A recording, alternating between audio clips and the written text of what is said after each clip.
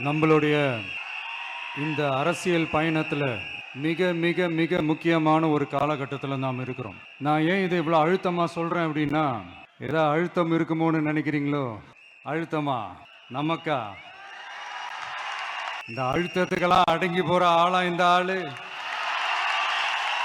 இந்த மூஞ்சா பார்த்தா அப்படியே தெரியுது உங்களுக்கு. அதனால் அப்படியெல்லாம் நடக்காது. அதுவும் முக்கியமாக நம்ம கிட்ட அதெல்லாம் நடக்கவே நடக்காது. ஆனால் அழுத்தம் இருக்குதான்னு கேட்டிங்கன்னா இருக்குது. அது நான் இல்லைன்னு சொல்ல வரல. நமக்கு இல்லை, மக்களுக்கு. தமிழ்நாட்டை இதுக்கு முன்னாடி ஆண்டவங்களும் சரி பாஜகவுக்கு அடிமையாக தான் இருந்திருக்கிறாங்க. ஸோ அவங்கள நம்பியும் ஒரு பிரயோஜனமும் இல்லை.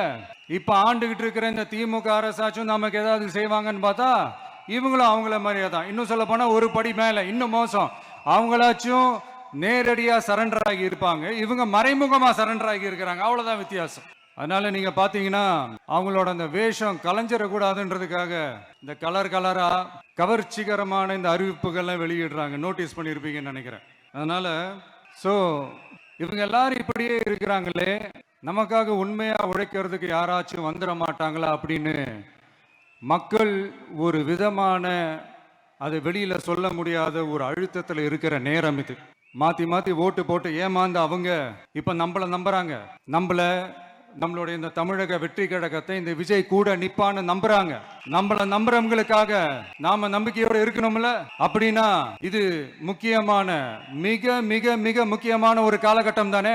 அதனாலதான் அவ்வளவு அழுத்தமா நான் சொன்னேன். இந்த தேர்தல், இந்த கூட்டணி, இதெல்லாம் பத்தி நிறைய இந்த ஏசியங்கள் ஜோசியங்கள் எல்லாம் நடந்துகிட்டு இருக்கு இல்லையா? என்னப்பா இந்த விஜய் இப்பதான் வந்திருக்கிறாரு, இவரு கூட எல்லாம் யாரு வரப்போறா, அவங்க வரமாட்டாங்க, இவங்க வரமாட்டாங்க, அப்படி இப்படின்ட்டு நம்மளை பத்தி ஒரு அண்டர் எஸ்டிமேட் பண்ணிட்டு இருக்காங்கல்ல. அதுனா நமக்கு புதுசா என்ன?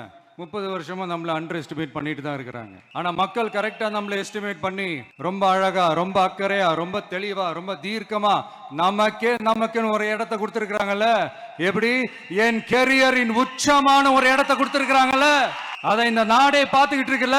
ஏன் அப்படி எனக்கு அந்த இடத்த கொடுக்கணும்? ஏன்னா இந்த விஜய் நம்ம பிள்ளையாச்சு, நம்ம அண்ணனாச்சு, நம்ம தம்பி ஆச்சுன்னு சொல்லி அவங்க மனசுல அப்படி தோணுது. அதனாலதான் நமக்கு அப்படி ஒரு இடத்த கொடுத்து உள்ளன்போடு அள்ளி நம்மள அரவணைச்சுக்கிட்டு இருக்கிறாங்க. அப்படி நம்மள நம்புறவங்களுக்காக நாம உழைக்கிறதே அது ஒரு பழக்கமாகி இப்ப அதுவே என்னுடைய ஒரு ஒரிஜினல் கேரக்டராகவே மாறிடுச்சு. இத்தனை வருஷமா இருக்கிற அந்த உழைக்கிற குணம் அது எப்படி மாறும்? அதெல்லாம் மாறவே மாறாது. அரசியலுக்கு வந்ததுக்கு அப்புறமும் சரி, ஆட்சி அதிகாரத்துக்கு வந்ததுக்கு அப்புறமும் சரி, ஒன்னே ஒன்னு சொல்ற, எழுதி வச்சுக்கோங்க. இதுக்கு முன்னாடி இருந்தவங்க மாதிரியோ இல்ல இப்ப இருக்கிறவங்க மாதிரியோ ஊழல் செய்யவே மாட்டான். ஒரு பைசா தொட மாட்டான். எனக்கு அது அவசியமே இல்லை. புரிஞ்சுங்களா உங்களுக்கு? எனக்கு அதை தொட வேண்டிய அவசியமே இல்லை. ஒரு துளி ஊழல் கரை கூட படியவே படியாது, படியவும் விட மாட்டான். நீங்க கேட்கலாம், இது என்ன சினிமாவா, இது என்ன முதல்வன் படமா, ஒரே நாள் நம்ம இவர் எல்லாத்தையும் கிளீன் பண்ணிடுவாரான்னு நீங்க கேட்கலாம். ஓகே, பிராக்டிகலா அது பாசிபிள் இல்லதான். But it is a process, right? It is a process. இப்படி எதுக்குமே ஆசைப்படாத ஒருத்தன் அரசியலுக்கு வரான் அப்படின்னா, அவன் கண்ணு முன்னாடி ஏதாவது ஒரு தப்பு நடக்குது அப்படின்னா, அவன் கண்ணு முன்னாடி ஏதாவது இந்த மாதிரி ஒரு ஊழல் நடக்குது அப்படின்னா, அதை பார்த்துக்கிட்டு அவன் சும்மா இருப்பான்னு நினைக்கிறீங்க? அதனால இந்த தீய சக்தியா இருக்கட்டும், இந்த ஊழல் சக்தியா இருக்கட்டும், ரெண்டு பேரும் தமிழ்நாட்டை ஆண்டவே கூடாது. அப்படிப்பட்ட இந்த கட்சிகளை உண்மையா தில்லா எதிர்க்கிற அந்த கட்ஸும் கெத்தும் நம்ம கிட்ட மட்டும்தான் இருக்கு. அதனால நீங்க என்ன சூழ்ச்சி நம்ம மேல பண்ணாலும், என்ன அழுத்தம் நீங்க கொடுத்தாலும், இந்த அடங்கி போறதுக்கோ, இந்த அண்டி பொழைக்கிறதுக்கோ, இல்ல இந்த அடிமையா இருக்கிறதுக்கால நாம அரசியலுக்கு வரல. என் மண்ணுக்கும் மக்களுக்கும் யார் என்ன தீங்கு செஞ்சாலும் அதை எதிர்த்து அவங்க கிட்ட இருந்து நம்ம மக்களை பாதுகாக்கிறதுக்காக தான் நம்ம அரசியலுக்கே வந்திருக்கிறோம். அண்ட் முக்கியமா தோழர்களே, மக்களுக்கு என் மேல மட்டும் நம்பிக்கை இருந்தா அது பத்தாது. என் கூட டிராவல் பண்ற என்னோட எல்லா தோழர்கள்கிட்ட அந்த நம்பிக்கை வரணும். அந்த நம்பிக்கை இல்லைன்னு நான் சொல்ல வரல, இருக்குது. ஆனா அதை தொடர்ந்து இருக்கிற மாதிரி நீங்க எல்லாம் நடந்துக்கணும். தப்பு பண்ணா யாரா இருந்தாலும் தப்பிக்கவே முடியாதுன்ற அந்த ஒரு பயம் இருக்கணும். எல்லாரும் உங்களை தான் கேட்கிறேன், எல்லாரும் உண்மையா உழைப்பீங்கல்ல? யாருக்காகவும் எதுக்காகவும் நம்மளோட அரசியல காம்ப்ரமைஸ் பண்ணிக்கவே கூடாது, செய்வீங்கல்ல? அண்ட் தயவு செஞ்சு எல்லாரும் கொஞ்சம் ஒற்றுமையா இருந்து சேர்ந்து உழைச்சி ஜெயிப்பீங்கல்ல. சரி, நமக்காக நம்ம மக்கள் கண்டிப்பா ஓட்டு போட்டு ஜெயிக்க வைப்பாங்க, அதுல எந்த மாற்று கருத்துமே கிடையாது. அப்படி ஜெயிக்கிறதுக்காக நாம் என்ன செய்ய போறோம்? மக்களிடம்னு செல்னு அறிஞர் அண்ணா அவர்கள் சொன்னதை ரொம்ப டீப்பா சின்சியரா அடாப்ட் பண்றதோட மட்டும் இல்லாம நம்மளோட அரசியல்ல அதை செயல்படுத்தணும். அதுதான் முக்கியம். ஏன்னா இப்ப அரசியல் இருக்கிறவங்க அண்ணாவை மறந்துட்டாங்க. அண்ணா ஆரம்பிச்ச கட்சியும் அண்ணாவை மறந்து சுயநலமா மாதிரி பல வருஷம் ஆச்சு. அண்ணா பேர்ல இருக்கிற கட்சியும் அவரை மறந்து பல வருஷம் ஆச்சு. ஆனா நாம அவரை மறந்துடக்கூடாது.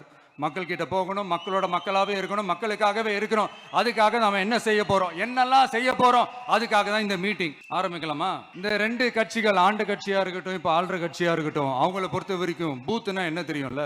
அவங்கள பொறுத்த வரைக்கும் பூத்துனா கள்ள ஓட்டு போடுற இடம். ஆனா நமக்கு, நம்ம டிவிகேவுக்கு அது ஒரு ஜனநாயக கூடம். அங்க ஜனநாயகம் திருடாம நம்ம பாத்துக்கணும். அதுவும் இந்த நம்மளுடைய இந்த டிவிகே படை நட்பு சக்தி இருந்தால் தனியாவும் நின்று கெத்தா ஜெயிக்கிற அளவுக்கு ஒரு மிக படை.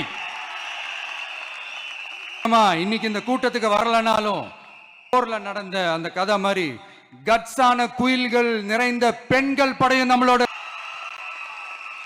அந்த பெண்கள் படையை பார்த்துதான் அரங்கமே அதிர்ந்து போயிருக்குது. இந்த 2026 சட்டமன்ற தேர்தல்ல நாம எல்லாரும் சத்தியமாக உழைப்போம், உறுதியாக உழைப்போம், ஒற்றுமையாக. வித்தியாசமான தேர்தல். நம்மளுடைய படை வரிசையும் அப்படிதான், ஒரு பவர் பேக்ட் ஃபோர்ஸ். வெளியில சொல்ல ஆரம்பிக்கிறாங்க, என்னடா இந்த விஜய் கூட இருக்கிற ஃபோர்ஸை பார்த்தா சாதாரண இல்ல, மிலிட்டரியோட பெரிய ஃபோர்ஸா இருக்குது, வரப்போற எலெக்ஷனை கணிக்கவே முடியல, அப்படி இப்படின்னு சில குரலாம். ஆனா மக்கள் ஆல்ரெடி கணிச்சு முடிச்சுட்டாங்க அவங்க மனச. அதனால இந்த எலெக்ஷன் ரிசல்ட்டுக்கு அப்புறம் இந்த தீய சக்தி கிட்ட இருந்தோம் இந்த தமிழ்நாட்டை மீட்டுட்டோம்னு கருத்து கிடையாது. குடியிருக்கும் தோழர்களே, தோழிகளே, உங்களோட நான் இருக்கேன், மக்கள் இருக்கிறாங்க. இதுக்கு மேல என்ன வேணும்? கான்பிடென்டா இருங்க, நல்லதே நடக்கும், வெற்றி நிச்சயம். மீண்டும் சந்திக்கும் வரை நன்றி, வணக்கம்.